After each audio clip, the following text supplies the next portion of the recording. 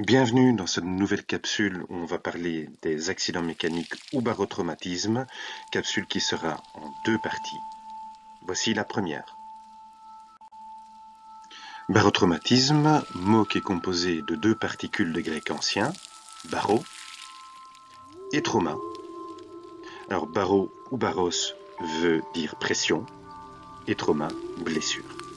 Donc quand on parle de barotraumatisme, on parle bien de blessures provoquées par la pression. Il faut savoir que les barotraumatismes, c'est douloureux. S'il n'y a pas de douleur, c'est que ce n'est pas un barotraumatisme ou un accident mécanique. S'il y a pression, il y a certainement une loi de physique qui traîne quelque part. La loi de physique qui concerne les barotraumatismes, c'est la loi de Boyle et Marriott. Alors, on va juste faire un petit rappel sur la loi de Boyle et Marriott. S'il y a une augmentation de pression, il y a un volume qui diminue. Donc en gros, quand je descends en profondeur, quand je vais plus profond, la pression augmente, le volume d'air diminue. C'est également le cas lorsque je remonte, la pression diminue, le volume d'air augmente. Et c'est ça qui provoque ou qui cause les barotraumatismes et les accidents mécaniques. Voyons ensemble les différents barotraumatismes. Alors, le premier, c'est les oreilles. C'est au niveau de l'oreille moyenne, et principalement du tympan et la trompe d'Eustache. Les sinus, les dents, barotraumatisme des dents, le masque, plutôt le plaquage du masque, les poumons, qui est le barotraumatisme le plus grave, et les intestins. Voyons ensemble le barotraumatisme des oreilles. Le barotraumatisme de l'oreille se situe dans l'oreille moyenne.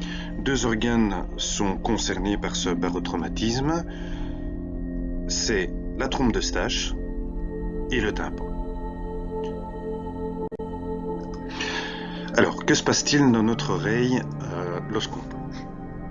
Déjà en surface, la pression entre l'oreille externe et l'oreille moyenne est en équilibre. Le tympan a sa position initiale, tout se passe normalement. Dès qu'on descend, la pression va augmenter dans l'oreille externe, due à la pression de l'eau. Dans l'oreille moyenne, vu que c'est isolé par le tympan, il y a une dépression, la pression est plus faible, le tympan se déforme, est poussé vers l'intérieur par la pression de l'eau en quelque sorte, et c'est là que les gênes et les douleurs apparaissent. Comment fait-on pour supprimer ces douleurs ou pour éviter ces douleurs? Il faut qu'on rétablisse l'équilibre entre l'oreille externe et la pression de l'eau et l'oreille interne. Et pour ça, on utilise une méthode de Valsalva ou toutes les autres méthodes qui permettent l'équilibrage des oreilles. Et cette méthode évite les douleurs. Alors, à la remontée, l'air en excès dans l'oreille moyenne s'évacue naturellement, sauf s'il rencontre un obstacle, un bouchon par exemple. L'air s'évacue comment? Il s'évacue par la trompe d'Eustache et le tympan revient en position initiale puisque l'équilibre est rétabli entre l'oreille externe et l'oreille moyenne. C'est pour ça qu'on ne doit jamais faire de Valsalva à la remontée. Pourquoi? Parce que si je fais un Valsalva à la remontée, j'ajoute de l'air alors qu'il faut en retirer. Il existe deux types d'accidents mécaniques de l'oreille. La première chose, c'est une différence de pression de part et d'autre d'un même tympan. Donc, ça peut déformer ce dernier jusqu'à sa rupture. Ça provoque des douleurs violentes qui peuvent même mener jusqu'à l'inconscience. Deuxième type d'accident, c'est une différence de pression entre l'une ou l'autre oreille. Et là, ça peut causer éventuellement des vertiges. La prévention pour les accidents mécaniques de l'oreille interne, c'est de 1, il faut équilibrer ses oreilles à la descente, et ce, très régulièrement, dès les premières gênes, même avant, de façon préventive. Il ne faut pas attendre qu'on ait des douleurs. Ensuite, on ne fait jamais de Valsalva à la remontée, et on ne plonge jamais enrhumé. Si on plonge enrhumé, on a un risque que la trompe d'Eustache soit obstruée, et lors de la remontée, évidemment, l'excédent d'air dans l'oreille moyenne risque de ne pas pouvoir partir. Alors, voyons maintenant un deuxième barotraumatisme, c'est le barotraumatisme des sinus. Donc les sinus, ce sont des cavités qu'on a sur la face. Il y en a deux types.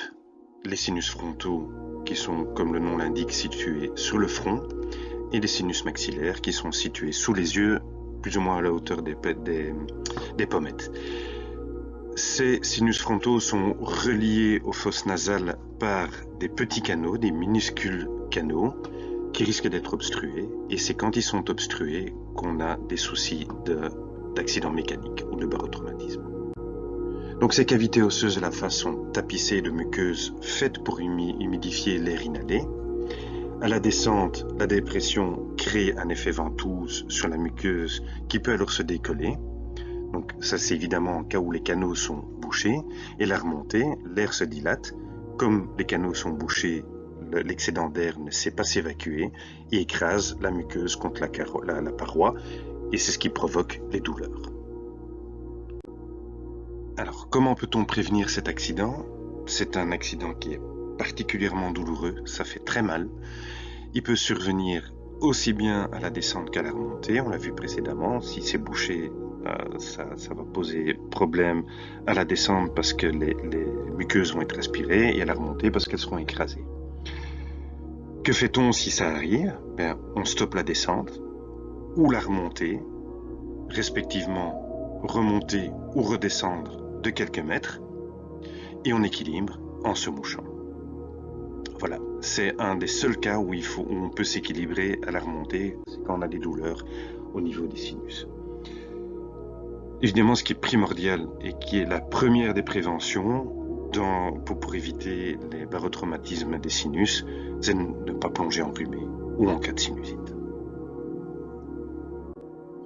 Alors, dans la prochaine capsule sur le barotraumatisme, on va parler du barotraumatisme des dents, du plaquage de masque, du barotraumatisme des poumons ou la surpression pulmonaire, qui est le barotraumatisme le plus grave, et on va s'attarder assez longtemps dessus, et sur le barotraumatisme des intestins. Merci pour votre attention à cette nouvelle capsule, et à bientôt.